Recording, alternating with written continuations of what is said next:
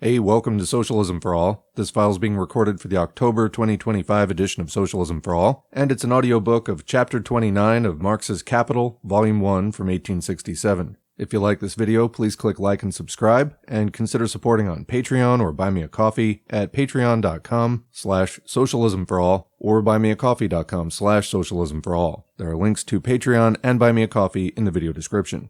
So Chapter 29 is titled Genesis of the Capitalist Farmer, and it's the fourth chapter in Part 8 of 8, Primitive Accumulation. In this last part of Capital, Volume 1, we have mostly been focused on how the people were ripped away from the land and made dependent on capitalists, but where did the capitalist come from? That's what Marx is going to talk about in this chapter, which is pretty short, so let's just get into it. Now that we've considered the forcible creation of a class of outlawed proletarians, the bloody discipline that turned them into wage laborers, the disgraceful action of the state, which employed the police to accelerate the accumulation of capital by increasing the degree of exploitation of labor, the question remains, whence came the capitalists originally? For the expropriation of the agricultural population creates directly none but the greatest landed proprietors. As far, however, as concerns the genesis of the farmer, we can, so to say, put our hand on it, because it is a slow process evolving through many centuries. The serfs as well as the free small proprietors held land under very different tenures, and were therefore emancipated under very different economic conditions. In England, the first form of the farmer is the bailiff, himself a serf. His position is similar to that of the old Roman villicus, only in a more limited sphere of action.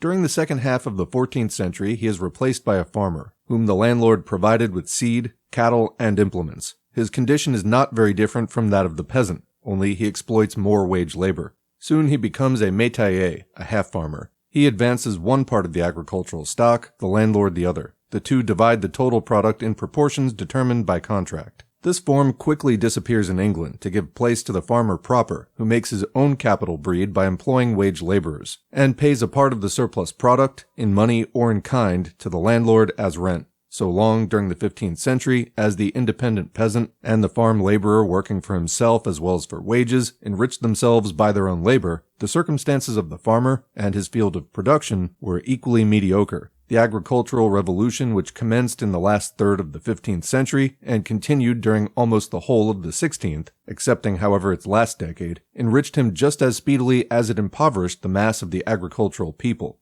Footnote, Harrison, in his description of England, says, quote, although peradventure 4 pounds of old rent be improved to 40, toward the end of his term, if he have not 6 or 7 years' rent lying by him, 50 or 100 pounds, yet will the farmer think his gains very small. Unquote, back to the main text. The usurpation of the common lands allowed him to augment greatly his stock of cattle, almost without cost, whilst they yielded him a richer supply of manure for the tillage of the soil. To this was added in the 16th century a very important element. At that time, the contracts for farms ran for a long time, often for 99 years. The progressive fall in the value of the precious metals, and therefore of money, brought the farmers golden fruit. Apart from all the other circumstances discussed above, it lowered wages. A portion of the latter was now added to the profits of the farm. The continuous rise in the price of corn, wool, meat, in a word of all agricultural produce, swelled the money capital of the farm without any action on his part, whilst the rent he paid, being calculated on the old value of money, diminished in reality. Footnote, on the influence of the depreciation of money in the 16th century on the different classes of society, see a compendium of brief examination of certain ordinary complaints of divers of our countrymen in these our days by W. S. Gentleman, London, 1581. The dialogue form of this work led people for a long time to ascribe it to Shakespeare, and even in 1751 it was published under his name. Its author is William Stafford. In one place the knight reasons as follows. Knight, you, my neighbor, the husbandman, you Meister Mercer, and you Goodman Cooper, with other artificers, may save yourselves meetly well. For as much as all things are dearer than they were, so much do you arise in the price of your wares and occupations, that ye sell again. But we have nothing to sell whereby we might advance ye price thereof, to countervail those things that we must buy again. Unquote. In another place the knight asks the doctor, quote, I pray you, what be those sorts that ye mean? And first, of those that ye think should have no loss thereby. Doctor, I mean all those that live by buying and selling, for as they buy dear, they sell thereafter. Knight, what is the next sort that ye say would win by it? Doctor, marry, all such as have takings of farms in their own manurance, cultivation, at the old rent, For where they pay after the old rate, they sell after the new. That is, they pay for their land good cheap, and sell all things growing thereof dear. Knight. What sort is that which, ye said, should have greater loss hereby than these men had profit? Doctor. It is all noblemen, gentlemen, and all other that live either by a stinted rent or stipend, or do not manure, cultivate the ground, or do occupy no buying and selling." Unquote. Back to the main text. Thus they grew rich at the expense both of their laborers and their landlords. No wonder, therefore, that England at the end of the 16th century had a class of capitalist farmers, rich, considering the circumstances of the time.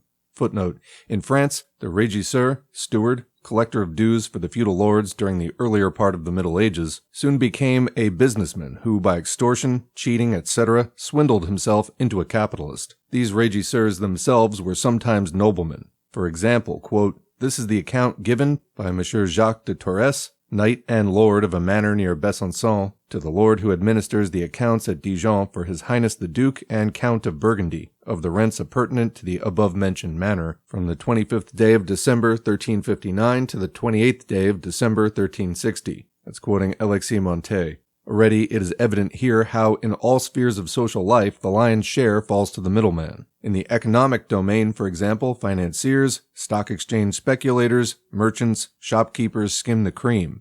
In civil matters, the lawyer fleeces his clients. In politics, the representative is of more importance than the voters, the minister than the sovereign. In religion, God is pushed into the background by the mediator, and the latter again is shoved back by the priests, the inevitable middlemen, between the good shepherd and his sheep. In France, as in England, the great feudal territories were divided into innumerable small homesteads, but under conditions incomparably more favorable for the people.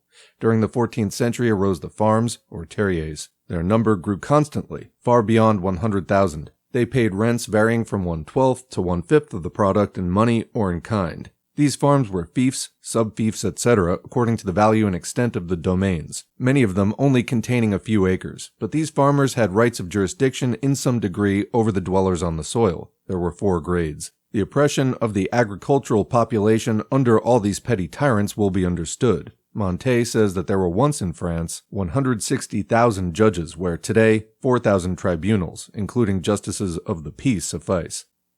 And that is the end of Chapter 29. Marx's summary of the genesis of the capitalist farmer. Pretty simple. What do you think? Leave a question or comment below, and we will continue the discussion in the comment section as always. Otherwise, thanks for listening, and thanks to the current patrons and Buy Me a Coffee supporters whose names are on the screen. If you'd like to get your name on the screen, head to patreon.com/socialismforall or buymeacoffee.com/socialismforall. Every donation's encouraging, they're also materially helpful, and they allow me to spend a lot more time on this channel than I'd be able to do without them. We don't run ads on this channel and don't plan to, so if you like this channel and want to see more of it, thank me, but also thank a patron or Buy Me a Coffee supporter and consider becoming one yourself. Beyond that, engagement counts, so like, share, and subscribe, and leave a comment even if it's just for the algorithm. And remember, we can agitate and educate online, but the organizing happens in real life, so make sure to take what you've learned here into your real-world political organizing. Thanks again, and we'll see you in the next video.